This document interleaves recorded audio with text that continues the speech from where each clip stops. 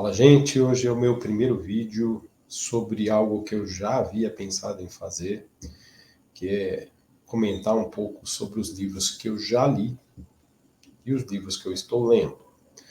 E para que isso fique mais fácil, porque sobre os livros que eu estou lendo, eu devo terminar alguns deles em breve, eu resolvi falar sobre um livro que eu estive com ele em mãos recentemente, por conta de uma pesquisa que eu estava fazendo, e eu acho que ficou mais fácil para mim falar desse livro aqui, tendo em vista que ele estava,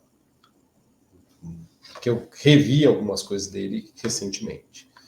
O livro é esse aqui, Luiz Mors Cabral, o autor, Plantas e Civilização, Fascinantes Histórias da Etnobotânica, da editora Edições de Janeiro. Esse livro é muito interessante porque ele fala sobre um conjunto de plantas e de como a história dessas plantas cumpriu um papel específico nas civilizações mundo afora. E é muito interessante porque algumas das plantas que são citadas ou que têm suas histórias contadas, parte de suas histórias contadas aqui, são a maçã, a batata, a digitalis, a canela, a mangueira, o carvalho, a seringueira, o centeio, a baunilha e o cacau, a batata doce, o milho, o cardamomo e a mandioca.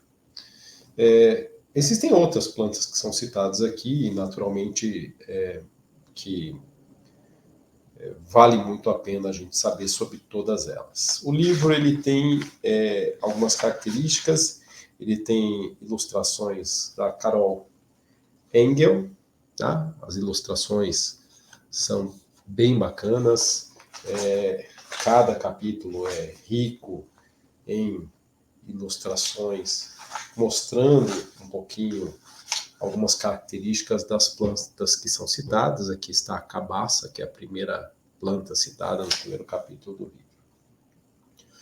Bom, por que eu voltei para esse livro aqui recentemente? Por que eu peguei esse livro recentemente? Porque eu estou lendo a biografia do Van Gogh, né?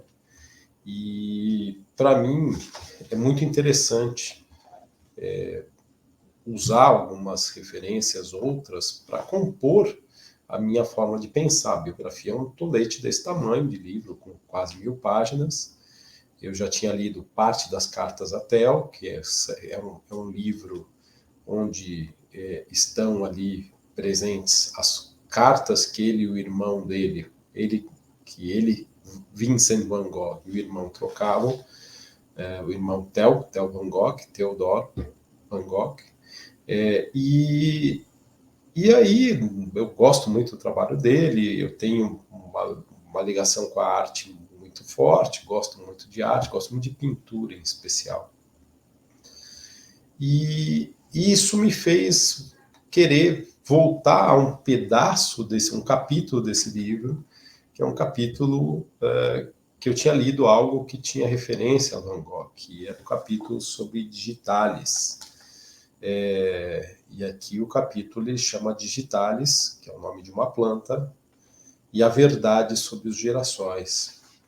E neste capítulo,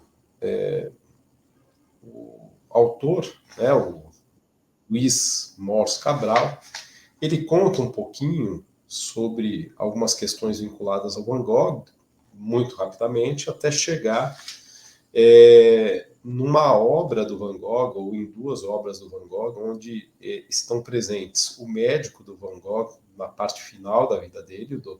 Che, e no quadro onde figura esse médico, uma ilustração fazendo uma referência ao quadro, existe na mão do médico uma planta que lembra a digitalis, ou a dedaleira, como era chamada, porque ela tem as flores têm formatos de dedal de costura.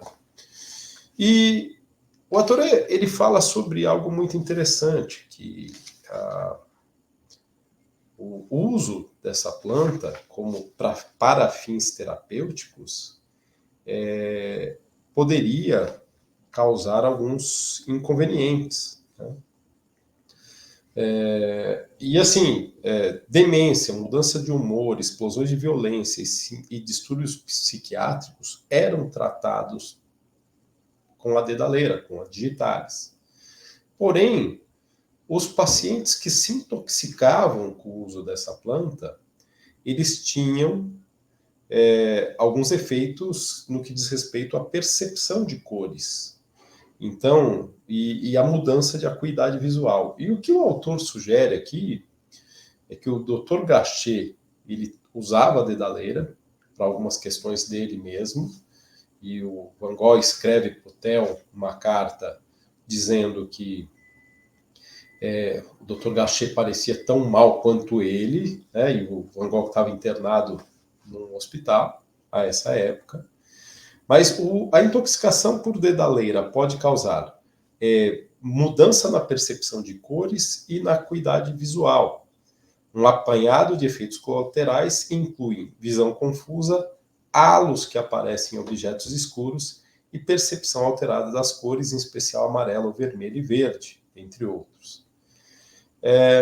Então, assim, ele fala brevemente aqui, o autor, o Luiz Mors Cabral, sobre o fato de não se ter nenhum tipo de documentação de que Van Gogh usou a digitalis durante o período que estava internado, junto com o Dr. Gachet, né, sob a supervisão do Dr. Gachet. Mas que alguns sinais sugerem que ele pudesse estar com algum tipo de efeito colateral relacionado a digitalis. E ele brinca aqui que o uso do amarelo, que é uma cor que o Van Gogh usou muito ao longo de sua vida como artista, e a presença de halos nas pinturas, e ele cita aqui A Noite Estrelada, que é um dos trabalhos mais famosos de Van Gogh, de 1899, podem denunciar uma eventual utilização da digitalis por conta dos efeitos colaterais visuais que acabaram chegando à obra de Van Gogh. Vou dizer para vocês o seguinte, dentro daquilo que eu tenho lido na biografia, eu li a parte que os autores falam da tal da Noite Estrelada, do quadro da Noite Estrelada. E, para mim, é um dos momentos mais poéticos do livro da biografia dele, né, do Van Gogh, A Vida, que é a biografia oficial do Van Gogh. Mas, em nenhum momento eles fazem referência a essa questão. Isso daqui é uma hipótese que o autor levanta nesse livro de etnobotânica, e que, de certa forma, acaba sendo interessante. Mas, já que nós estamos falando em arte, tem um outro capítulo aqui, que é o capítulo que fala sobre a mangueira, como retratar corretamente a cor da pele com a utilização com uma utilização curiosa da mangueira. E aqui o autor cita outra situação muito interessante, que é o fato de que na Índia, que era uma colônia inglesa, as vacas comiam folhas de mangueira. As vacas e os bois são animais sagrados na Índia, então eles comem aquilo que tiver a sua redondeza, e a urina dessas vacas e desses bois acabava sendo bastante amarela por conta do pigmento presente na folha da mangueira. E que esse pigmento, essa urina, era tratada de forma a desidratar e deixar aquele resíduo de cor amarela, em alta concentração, para fazer uma tinta específica que tivesse uma tonalidade amarela. Olha que interessante. E o autor cita isso obrigatoriamente, né? Inclusive falando de novo de Van Gogh, citando que assim, Van Gogh usou muito desse pigmento em sua fase amarela. Então, olha que interessante como que a folha da mangueira da Índia, ingerida pelas vacas e pelos bois, acabou sendo fonte de uma coisa que eles chamavam de purê, um purê que na verdade era feito a partir da desidratação da urina e daquele pigmento amarelo. E a partir daí esse purê, essa tinta era vendida para a Europa com a propósito de estar presente em obras de arte. Então, entre esses 2 capítulos que eu cito aqui, esse livro tem muitos outros capítulos interessantes, nos quais nós podemos ver as plantas como parte da nossa civilização, como parte da nossa história, como parte da nossa vida. Espero que vocês tenham gostado desse primeiro vídeo falando sobre livros. Em breve eu vou trazendo cada vez mais para que vocês possam ter aí uma noção bastante exata, em especial daquilo que eu gosto de ler e daquilo que, de alguma forma, eu trago para a minha vida na forma de leitura, para me ajudar a compreender melhor a forma como eu trabalho e os meus prazeres também. Como eu disse, eu sou um admirador de arte, então, para mim, estudar algo que remeta à arte é legal. Assim como eu gosto de estudar fitoterapias, óleos essenciais que tem a ver com planta. Por que esses 2 capítulos me chamaram mais atenção? Por conta disso. Tem um capítulo ali que é sobre a árvore que é chamada de carvalho, que carrega o meu sobrenome, né? Eu sou Carvalho de sobrenome, mas que de certa forma não me despertou tanta vontade de trazer para vocês o conteúdo sobre o carvalho, mas muito mais sobre arte, porque isso é uma coisa que na minha vida é uma realidade. Ok? Se você gostou, curta, comente e compartilhe. Tá certo? Um abraço e até o próximo.